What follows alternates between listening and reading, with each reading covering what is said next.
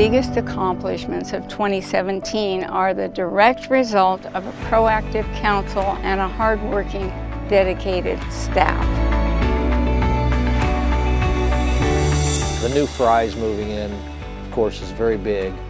And what's great about it is it's generated interest for the other infill lots around the city.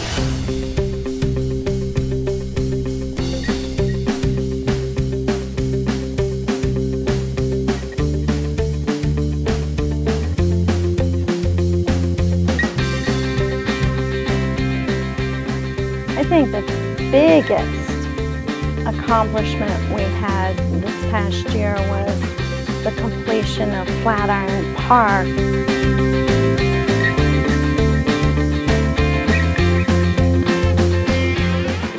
The city was able to leverage and receive the land donation in an even exchange.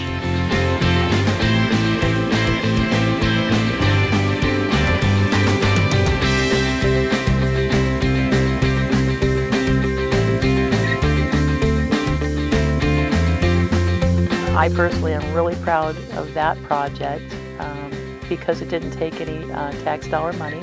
It was all done on donations and a land swap deal with a developer, and that was an amazing opportunity. And one of the carryovers obviously is our water treatment plant. It's important to the city because now we can treat our own water without relying on the city of Mesa, except for emergency situations, and we've built the plant so that it's expandable. So we have good future development with that plant as the city grows. Well, one of the big things that we did this year was to put forth a motion to begin the process of developing a vision, a mission, and set of goals for the city. We started that last spring. Had a town hall with a group of citizens, and then late in October the City Council had a retreat that helps us start develop the vision for the city, then also develop a mission statement, and then 4 goals.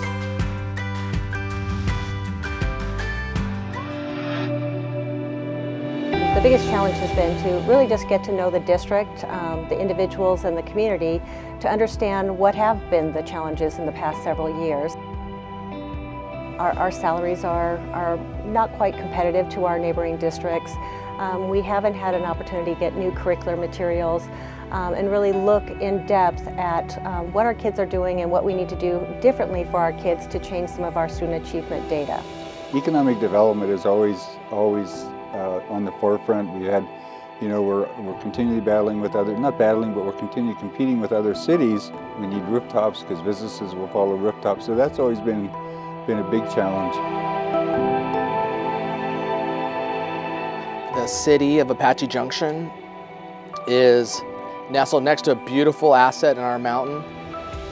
However, there's not a lot of private land for developers to purchase or to develop. The predominantly bigger geographic areas are owned by either BLM or the State Land Department. I think the biggest challenge that the city has right now is to deal with the state legislature and the federal government on what they impose upon the local governments. They seem to think that they should globally run the cities on a local level, and as we all know, that only the local level people really know how to run it.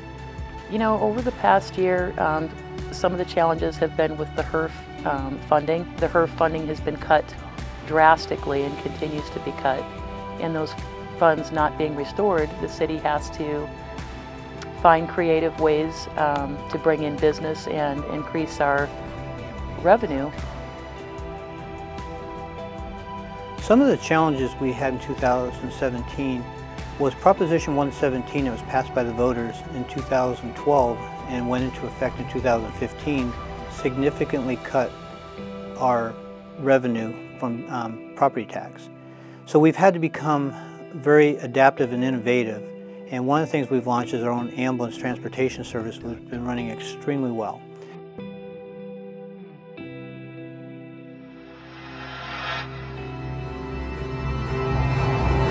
If I could use one word to talk about the potential of Apache Junction, it's poised.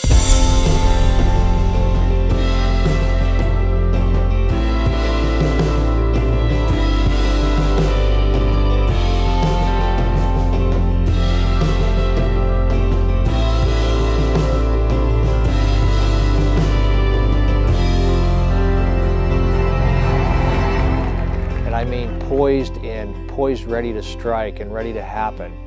The future is exciting for Apache Junction. I think a couple things. I noticed a lot more dialogue and interest coming from informal leaders in our city and our formal leadership talking about how to engage and work with the youth.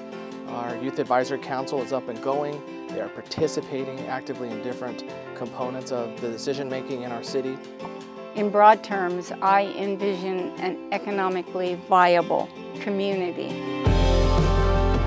one that offers diverse job and business opportunities, one that welcomes and can accommodate and supply recreation seekers as well as residents and winter visitors.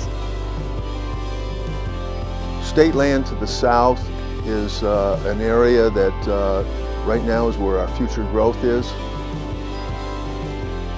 Really and truthfully, I think we've got the planning there all done and it's all set and all primed to go. It's just putting I'll say a little bit of emphasis on it with state land to bring it up for sale. I'd like to see us move towards a smart growth pattern with infill, and I'd love to see us get a transit system.